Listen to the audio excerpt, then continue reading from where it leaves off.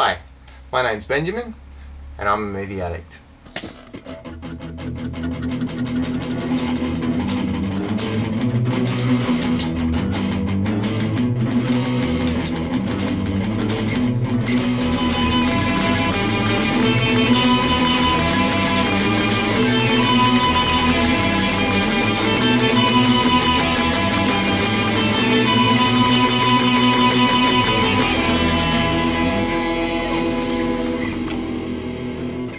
In 1956, Don Siegel directed a film based on a magazine serial, Invasion of the Body Snatchers.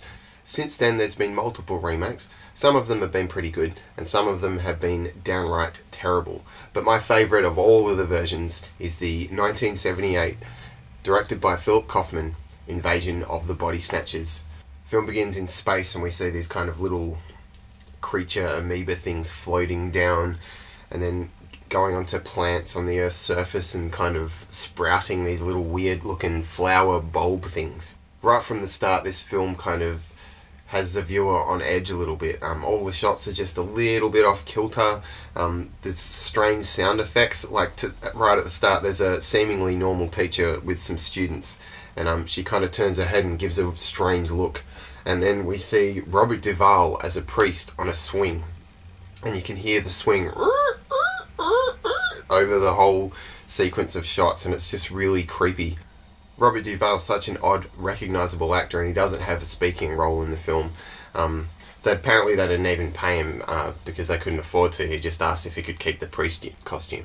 Elizabeth and her partner have a conversation, and it's seemingly a normal, everyday occurrence, but the way it's shot is that they're kind of standing either side of a really, really tight entranceway and the camera just kind of slowly pans in.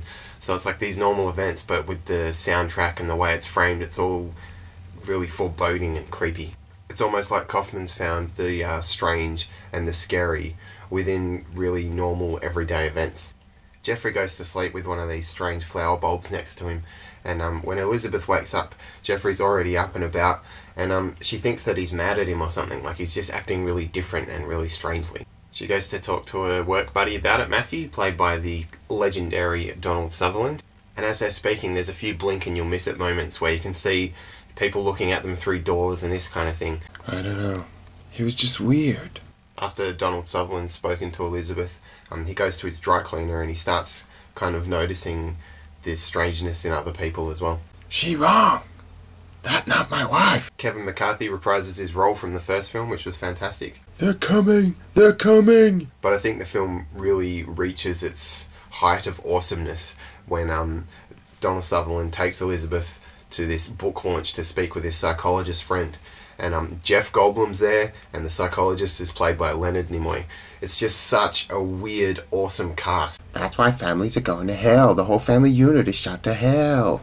Jeff Goldblum is the first of the group of friends to actually see one of these plant creatures take over his body and try and replicate him. They figure out that if they fall asleep, that's when the plants are going to take him over, so they have to be alert and not get caught. She better now.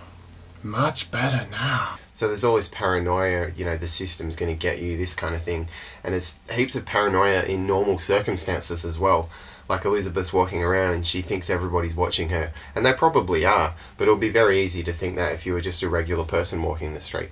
The makeup and special effects in this film are pretty fantastic. They really give a creepy 80s tone to this film. Like we see the group all start to change as they're falling asleep, and we see them destroyed as well.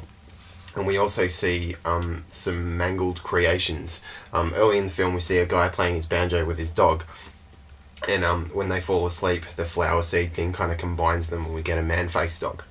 The original film seemed to have more of a focus on communism and, these alien beings, they look like real people but they're actually, damn dirty commies and this kind of thing.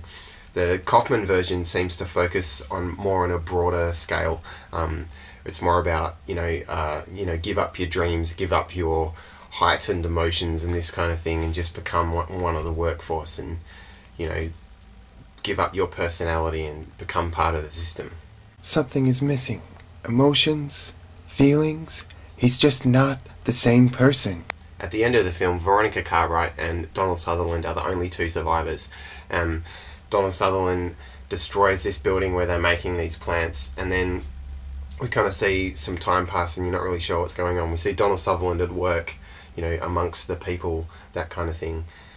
He's walking along very silently and alone, and then Veronica Cartwright kind of spots him, and she shows a little bit of emotion. She has a bit of a smile, and then he points and makes this horrifying scream, and she's screaming no, because she realizes that she's the only survivor and Donald Sutherland's actually been taken over by the invaders.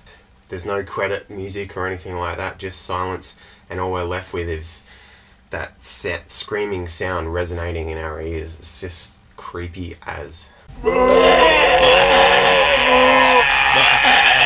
I've seen a lot of horror movies, but I think, to this day, this one still scares me probably the most.